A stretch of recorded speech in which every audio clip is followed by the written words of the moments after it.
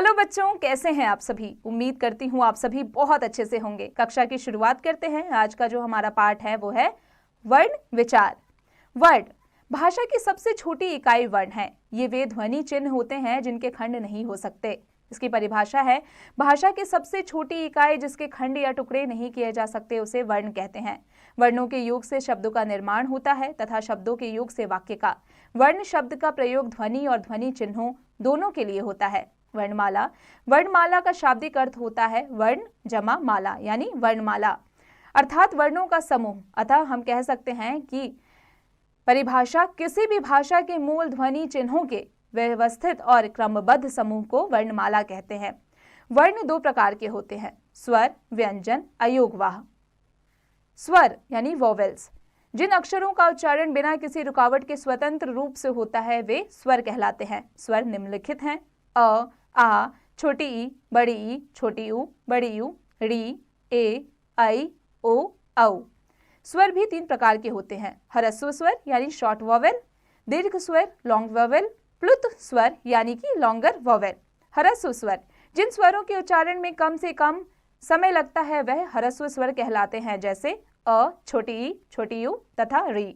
दीर्घ स्वर, जिन स्वरों के उच्चारण में ह्रस्व स्वर से दोगुना समय लगता है वे दीर्घ स्वर कहलाते हैं, जैसे आ, ई, उ, ए, ऐ, ओ, औ। प्लुत स्वर, जिन स्वरों के उच्चारण से ह्रस्व स्वर से 3 गुना समय लगता है उन्हें प्लुत स्वर कहते हैं। इनका प्रयोग अधिकतर पुकारते समय किया जाता है। इसका चिन्ह ये है, जैसे ओम, सुनो आदि। अयोगवाह, अयोगवाह निम्नलिखित है।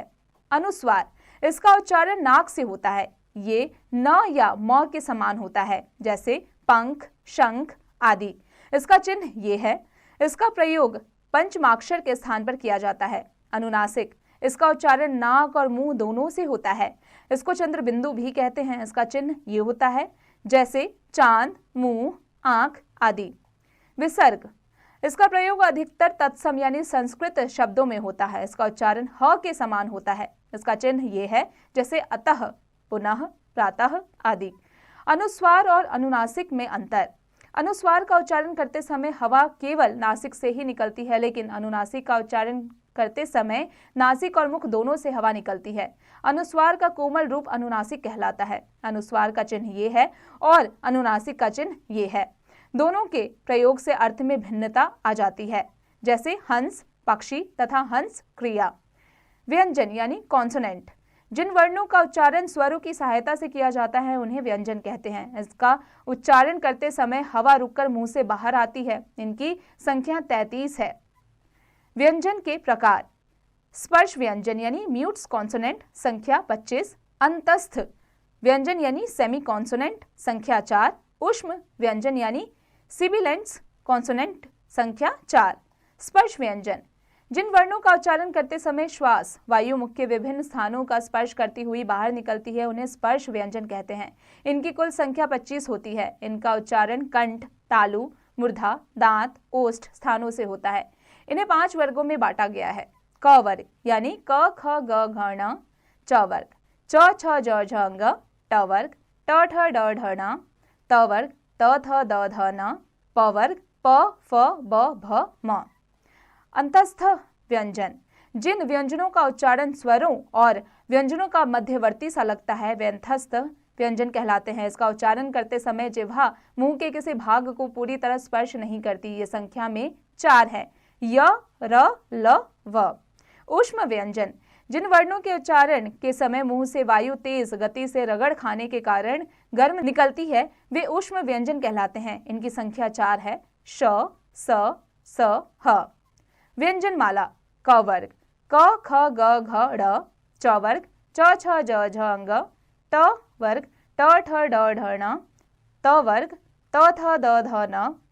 प वर्ग प, फ, ब, भ, म। ये क्या है? पंचमाक्षर। इसमें जो अंत में आए शब्द है वो पंचमाक्षर कहलाते हैं। अंतस्थ य, र, ल, व। ऊष्म श, श, स, ह। संयुक्त श, त्र, ज्ञ, श्र। आगत वर्ग ज, फ, ओ। अन्य ड़ और ढ। संयुक्त व्यंजन दो विभिन्न व्यंजनों के योग से बने व्यंजन संयुक्त व्यंजन कहलाते हैं। ये मुख्यतः 4 हैं। श्र यानी श जमा र, श्रमिक, श्रवण, परिश्रम। त्र, त जमा र, त्रिशूल, त्रुटि, त्रिलोक। क्ष, क जमा श, क्षणिक, क्षमा, क्षत्रिय। ज्ञ, ज जमा अंग, ज्ञान, ज्ञात, प्रज्ञा। द्वितीय व्यंजन, एक व्यंजन का अपने समरूप व्यंजन से मेल होता है तो उसे द्वितीय व्यंजन कहते हैं। जैसे क जमा क, पक्का या छक्का।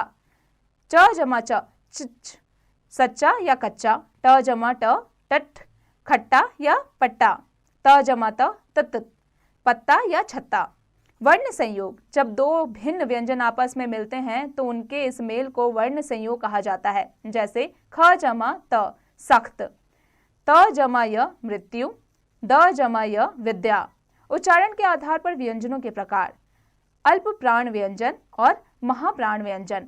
अल्प प्राण व्यंजन, जिन व्यंजन वर्णों के उच्चारण के समय मुख से अल्प मात्रा में श्वास निकले उन्हें अल्प प्राण व्यंजन कहते हैं। हर वर्ग का पहला, तीसरा या पांचवा व्यंजन और ड़, य, र, ल तथा व अल्प प्राण हैं। जैसे क वर्ग, पहला क, तीसरा ग, पांचवा ड़। महाप्राण व्यंजन, जिन व्यंजनों के उच्चारण में श्वास वायु की मात्रा अधिक प्रयोग होती है उन्हें महाप्राण व्यंजन कहते हैं। हर वर्ग का दूसरा, चौथा व्यंजन और छ, श, श, स तथा ह महाप्राण व्यंजन है। जैसे क वर्ग, दूसरा ख, चौथा घ। क्या आप जानते हैं र व्यंजन को किसी अन्य व्यंजन से जोड़ने पर इसका रूप इस प्रकार होता है। जैसे प जमा र, प्र, ट जमा र, ट्र, श जमा र, श्र, ग जमा र, ग्र, त जमा र, त्र। वर्ण विच्छेद, शब्दों के वर्ण को अलग अलग करके लिखना वर्ण विच्छेद कहलाता है। जैसे कमल, क जमा अ जमा म जमा अ जमा ल जमा अ।